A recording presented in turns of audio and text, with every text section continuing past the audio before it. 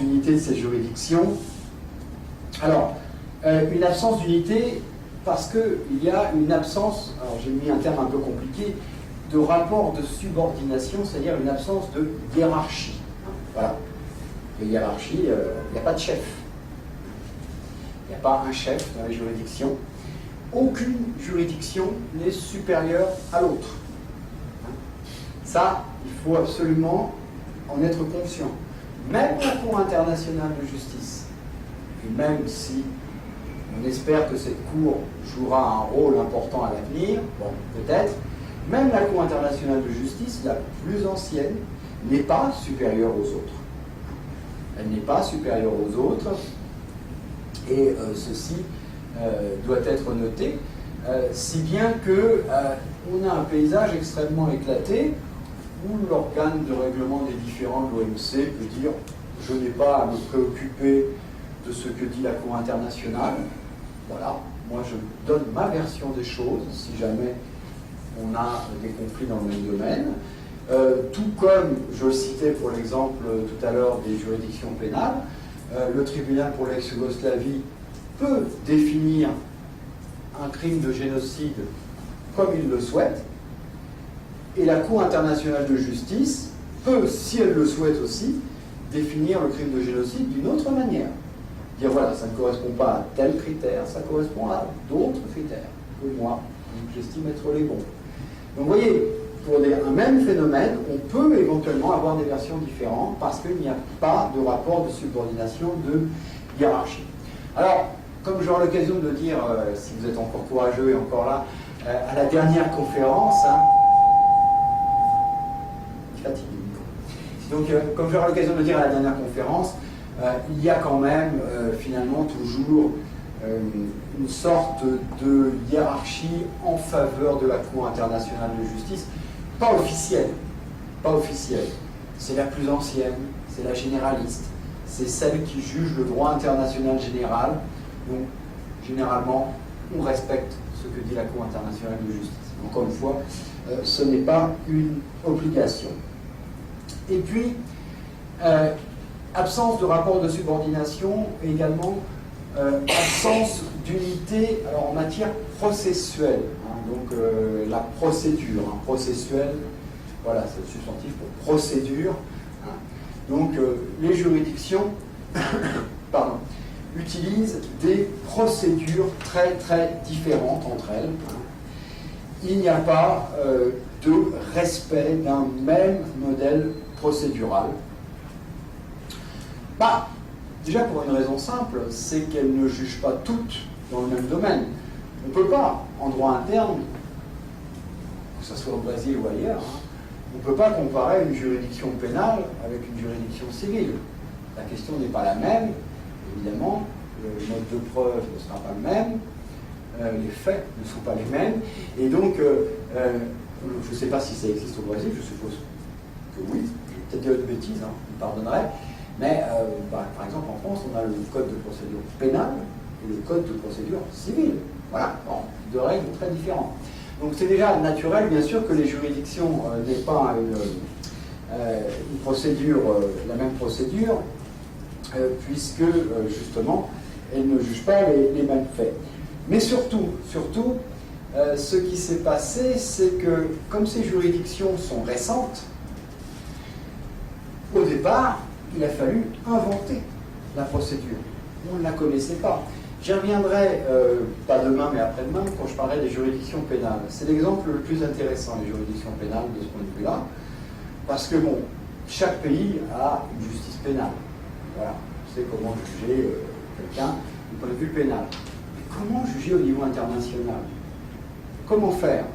Vous pensez par exemple qu'aux États-Unis, vous fonctionnez avec un système de procureur très puissant, voilà, bon, qui pratiquement fait l'enquête et pratiquement fait le procès, donc établit les actes d'accusation, alors qu'en France, pas du tout.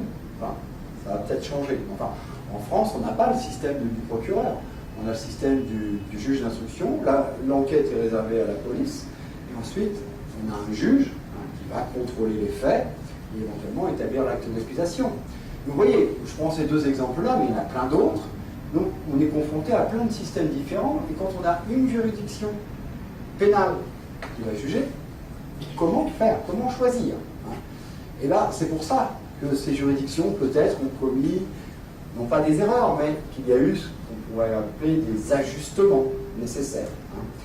Et donc, on a eu une absence d'unité en matière de procédure, et il a fallu trouver des règles, d'autant plus que un des problèmes qui se pose en droit international, peut-être qu'on n'en est pas conscient, mais c'est que on parle de responsabilité internationale. Mais cette responsabilité internationale, souvent on en parle pour les États, elle ne se compare pas du tout ni à la responsabilité pénale, ni à la responsabilité civile. C'est autre chose, c'est un autre phénomène. Donc on a beaucoup de mal à transposer, puisque ce n'est pas la même chose. Bon, j'y reviendrai, mais un des problèmes qui se pose, c'est qu'on peut dire un individu a commis un crime, il est pénalement responsable. En revanche, on n'a pas le droit de dire ça pour un État. Un État n'a pas de responsabilité pénale.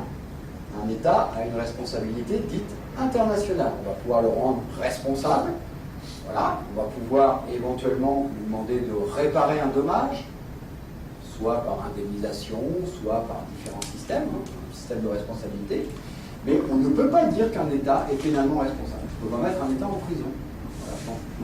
Donc il ne peut pas être pénalement responsable. Mais ça, c'est une mécanique qui est très différente, parce que vous ne pouvez pas juger de la même manière. Hein. On verra d'ailleurs que c'était un cas qui était très intéressant, justement, quand la Cour internationale a été dans l'obligation de se pencher sur la responsabilité de la Serbie dans le génocide ou pas. Elle ne pouvait pas mettre la Serbie en prison, elle pouvait reconnaître sa responsabilité, mais sans des conséquences pénales de cette responsabilité. Bon, donc ça a créé un petit problème assez gênant. Donc absence d'unité en matière processuelle, et donc ça nous amène, hein, j'essaie de respecter à peu près le temps. Encore une fois, si vous avez des questions, n'hésitez pas, hein. Bon, je suis prêt à y répondre, peut-être la prochaine fois. Donc ça nous amène à un troisième temps, c'est ce que je vais dire donc d'ici la fin de ce premier cours, hein. C'est la question de la fragmentation et surtout de la difficulté, c'est là-dessus que je voudrais insister, de la difficulté de savoir ce qu'est une juridiction internationale. Et voilà, ça là on tombe sur un problème important dans la juridictionnalisation. Bon, fragmentation, hein, j'aime pas fragmentation, j'aime pas cette expression. C'est une expression up-to-date, hein, c'est très à la mode. Tout le monde dit il y a de la fragmentation en droit international, ça fait peur. Bon, voilà, c'est une expression qui n'est pas originale, qui est simplement pour dire, bah oui, en droit international, on n'a pas un président, hein, on n'a pas un exécutif, on n'a pas un parlement, on n'a pas un juge, parce que ce que j'ai essayé de vous dire, c'est qu'on n'a pas un système judiciaire, on a des juridictions. Pareil, non. Alors on dit, puisqu'on n'a pas tout ça, c'est de la fragmentation. Mais moi j'aime bien la fragmentation, parce que c'est très intéressant, c'est pour ça que le droit international est intéressant, à mon avis. C'est parce que justement, ça vous amène à réfléchir autrement. Comment essayer de créer finalement une unité, comment essayer de créer un ordre, comment essayer de créer une entente sans un policier, un parlement, une armée, un juge unique, hein, j'entends. Hein. Voilà. Sans tous ces éléments-là qui sont les éléments de l'État, de n'importe quel État, hein, voilà. Hein, le fameux répartition de Montesquieu, trois pouvoirs, exécutif, législatif, judiciaire, le tout soutenu par des forces de police, d'armée, etc., donc par un ordre public, contrôlé. Bon, on n'a pas ça. Et ce qui est très intéressant, je crois, en droit international, c'est pas de chercher à retrouver le modèle étatique, on ne le trouvera pas, il n'est peut-être pas intéressant, mais c'est de savoir comment on peut fonctionner et comment on peut arriver à s'entendre sans justement ce modèle étatique. Bon. Donc, voilà pour la fragmentation. Alors, il n'empêche que une des grandes difficultés que l'on éprouve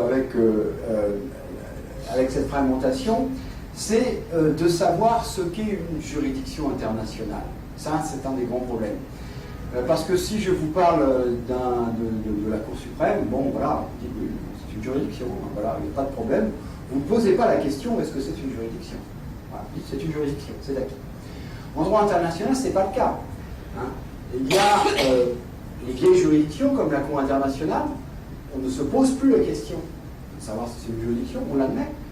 Mais pour les autres, ce n'est pas certain. Hein. Donc finalement, le problème, c'est quels sont les critères